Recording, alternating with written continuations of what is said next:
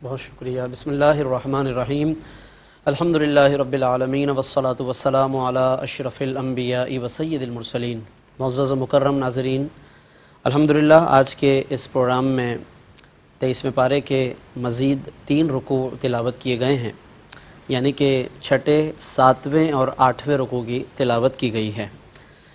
گزشتہ پروگرام میں جیسا کہ ہم نے عرض کیا کہ سورۃ الصافات کی تلاوت شروع کی گئی ہے، اور سورۃ الصافات کل 5 رکوع اور 182 آیات پر مشتمل ہے، جن میں سے ایک رکوع کی کل کے پروگرام میں تلاوت کی گئی اور اس کی مختصر تفسیر بھی آپ نے سماعت فرمائی۔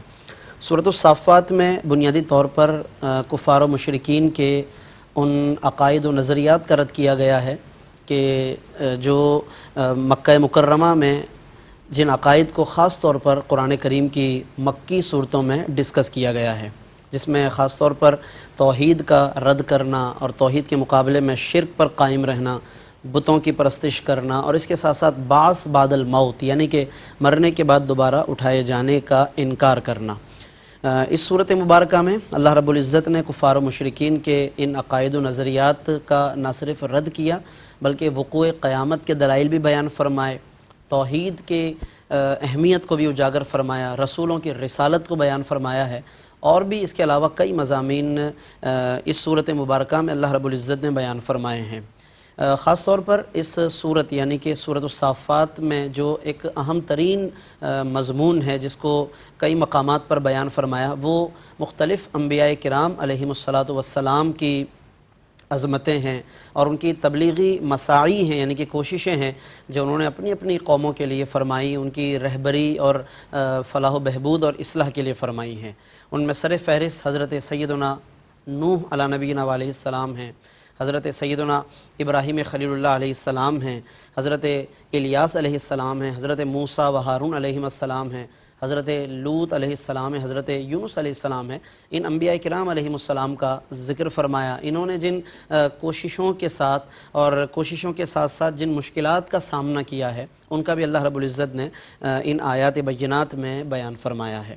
چنانچہ جو آج 6 رکوع کی تلاوت کی گئی، اس میں اللہ رب العزت نے ابتداً کفار کے عذاب کی تفصیلات کو بیان فرمایا کہ کس طریقے سے میدان محشر میں انہیں ذلت و رسوائی کا سامنا ہوگا، اور کس طریقے سے فرشتوں کو کہا جائے گا کہ انہیں پکڑ کر اور جمع کر کے ان کو لے جاؤ اور جہنم کے اندر جھونک دو۔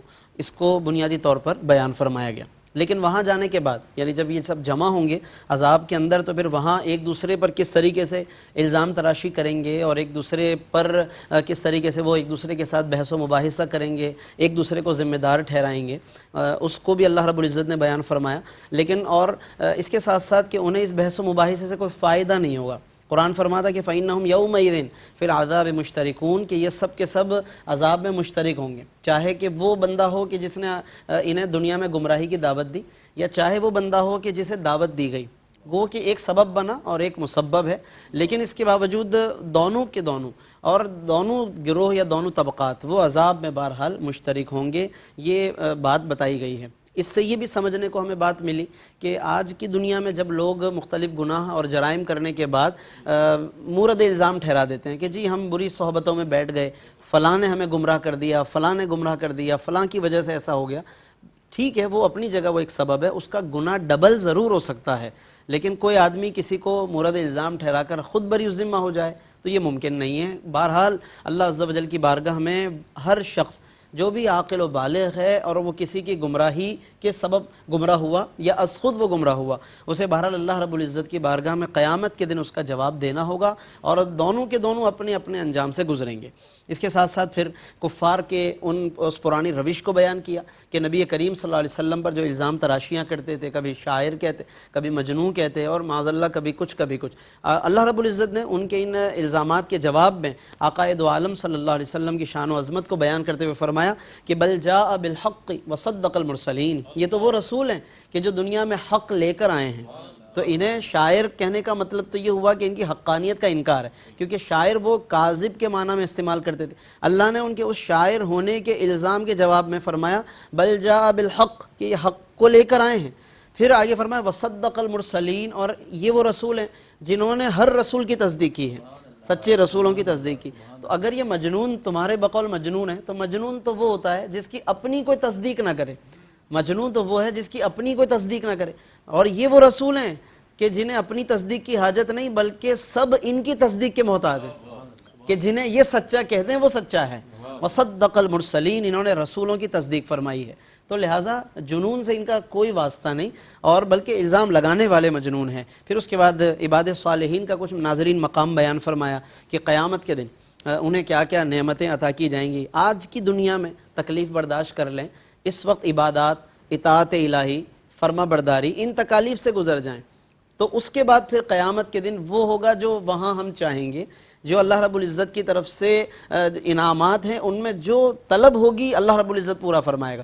اس کو صوفیہ نے یوں بیان فرمایا کہ آج تم وہ کر لو جو رب چاہتا ہے, کل رب العالمین وہ کرے گا جو آپ چاہیں گے, بشرطے کہ اس راز کو سمجھ لیں. آج ہم یہ چاہتے یہ ہیں کہ یہاں بھی ہم وہی کچھ ہمیں ملے جو ہم چاہیں, پھر قیامت کے دن بھی یہی توقع ہے, تو ایسا نہیں ہے. بلکہ عباد مخلصین کا مقام بیان کیا کہ جو اللہ کی مرضی و منشا کے مطابق چلتے ہیں ان کے لیے پھر کیا کیا انعامات ہیں, جنات النعیم ہیں اور دیگر کئی نعمتیں ہیں. پھر اسی کے ساتھ ساتھ یہ بھی چونکہ قرآن کا ایک اسلوب ہے کہ جہاں عباد صالحین کا مقام بیان کیا جاتا ہے وہیں پر مجرمین کا انجام بھی ساتھ ساتھ, تاکہ دونوں طرح کے طبقات اس پر غور کریں. ایک طبقہ اگر جنت کی نعمتوں میں غور کر رہا ہے تو اس کے ساتھ ساتھ مجرمین کو بھی تنبیہ فرمائی گئی ہے, اور وہ مجرمین کے لیے, کفار کے لیے شجرہ زقوم کا خاص طور پر ذکر فرمایا کہ شجرہ زقوم یہ تھوہر کا ایک درخت, کڑوا اور کانٹے دار درخت. بعض علماء نے فرمایا یمن کے ایک علاقے کے اندر یہ اگتا تھا یہ درخت. بعض نے کہا کہ دنیا میں اس کی کوئی مثال نہیں, یہ خالصتاً دوزخ میں اگنے والا ایک درخت ہے.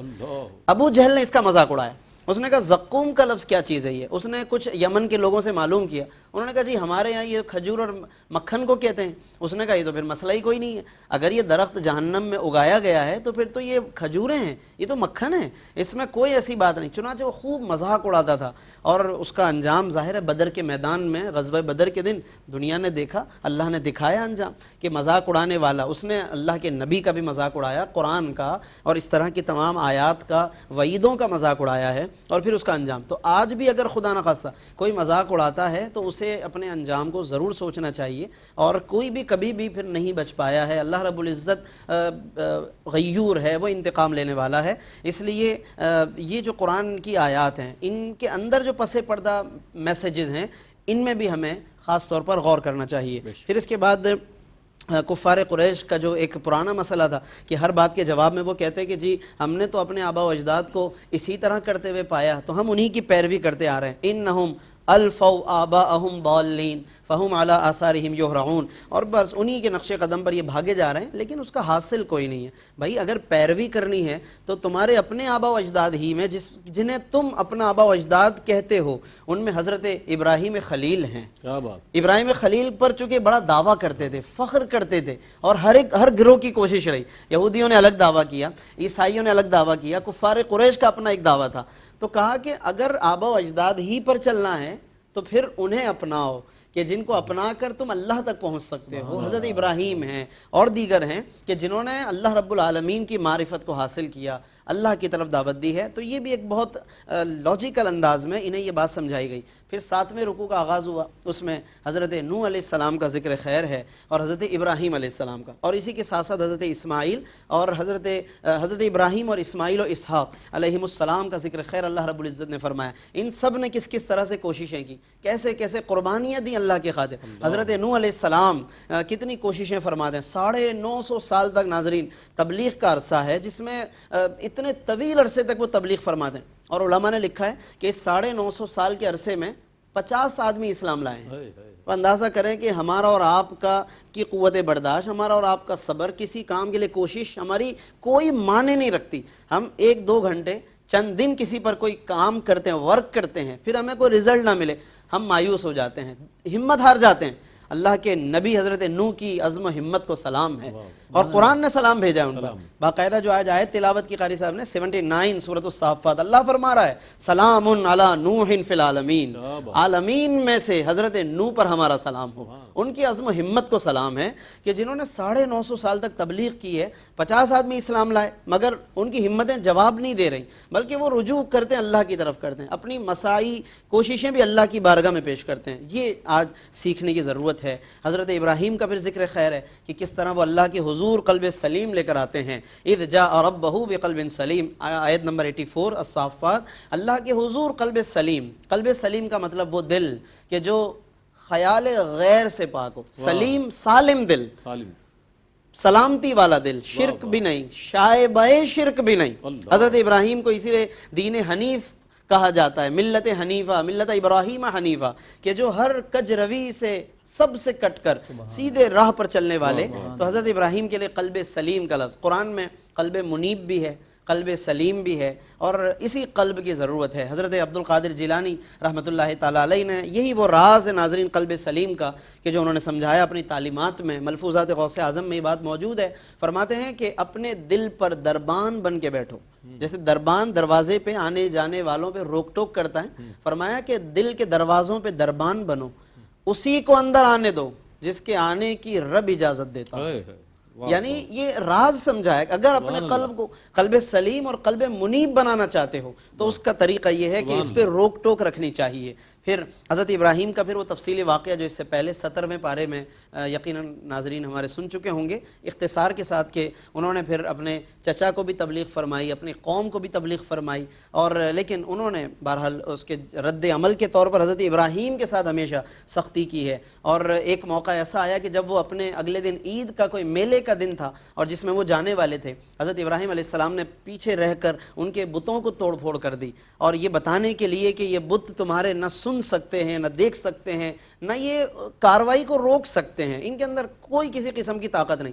بجائے اس کے کہ قوم یہ باتیں سمجھتی، انہوں نے اور حضرت ابراہیم پر تہمت تراشی اور سختیاں کرنا شروع کر دی۔ اور اس کے علاوہ اس کے اندر اور بھی بہت سارے امور۔ آیت نمبر 88 خاص طور پر سورۃ الصافات، کہ جب قوم نے حضرت ابراہیم کو ساتھ چلنے کے لیے کہا فَنَظَرَ نَظْرَةً فِي النُّجُومِ، تو انہوں نے حضرت ابراہیم نے ستاروں پر ایک نظر ڈالی اور فرمایا انی سقیم، کہ میں مریض ہوں، بیمار ہوں۔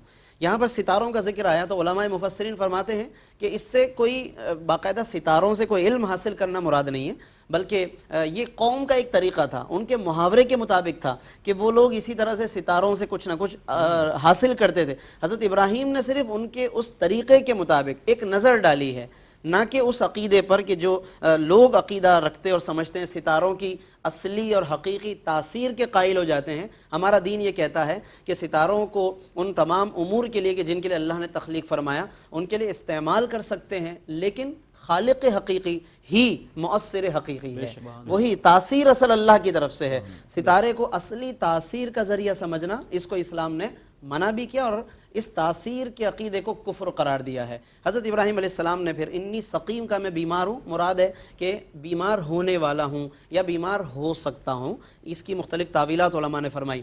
پھر آگے قوم نے اپنے غم و غصے میں آگ جلانے کا حکم دیا، جس کو نار نمرود کہا جاتا ہے۔ حضرت ابراہیم پر اللہ نے کرم کیا کہ آگ کو فرما دیا یا نار کونی بردًا و سلامن، اے آگ تو ٹھنڈی ہو جا۔ پھر ٹھنڈک میں بھی چونکہ تکلیف ہے، فرمایا وسلامن، سلامتی والی ٹھنڈک، یعنی ٹھنڈک بھی لیکن پیارے کو تکلیف بھی نہ ہو، ٹھنڈک سے بھی تکلیف نہ ہو، فرمایا سلامن و سلامتی والی ہو جا۔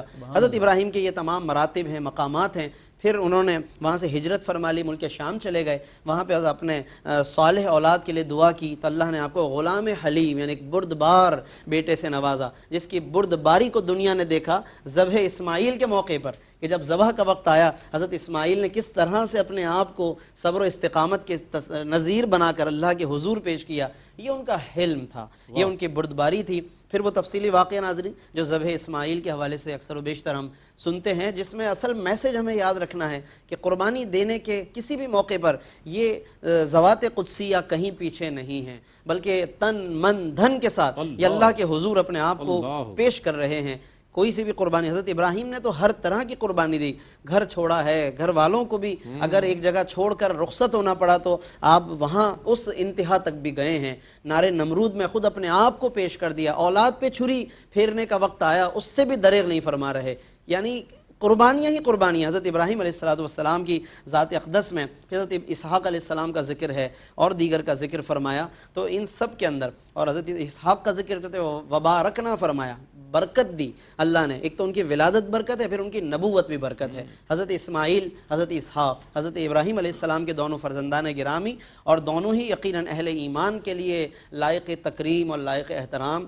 لیکن اس کے ساتھ ساتھ یہ کہ جب آقا دو عالم کی نبوت آ گئی تو پھر اللہ رب العزت نے اسماعیل علیہ السلام سے لے کر حضرت اسحاق تک، یعنی حرم سے بیت المقدس تک، پھر آقا دو عالم کو سلطنت عطا فرما دی، جس کو شب معراج دکھایا گیا. من المسجد الحرامی الی المسجد الاقصی، یہاں بھی حضور کی امامت ہے، اور پھر وہاں بھی حضور نے امامت فرما کر یہ بتا دیا کہ اب میں آخری نبی ہوں، اور اب قیامت تک ہمیشہ کے لیے سب کے سب اسی پرچم کے سائے تلے ہیں. پھر 8واں رکوع آج تلاوت کیا گیا. اختصار کے ساتھ عرض کروں گا کہ حضرت موسیٰ اور حضرت ہارون علیہ السلام کا ذکر فرمایا کہ کس طرح سے اللہ نے ان پہ نعمتیں فرمائی، فرعون کے مقابلے میں ان کی مدد کی، انہیں کتاب عطا کی، انہیں ہدایت دی، ان کی ساتھ جو اسلام ایمان لائے انہیں اللہ نے کس طرح نجات دی فرعونیوں سے. پھر اس کے بعد الیاس علیہ السلام کا ذکر، جو بنی اسرائیل کے انبیاء میں سے ایک نبی ہیں. لبنان کے ایک علاقے کہ جو بعلبک کے نام سے مشہور ہوا اور اس کے اب کھنڈرات پائے جاتے ہیں اس نام سے، وہاں پر آپ نے اپنی قوم کو تبلیغ فرمائی. بعل نام کا ایک بت تھا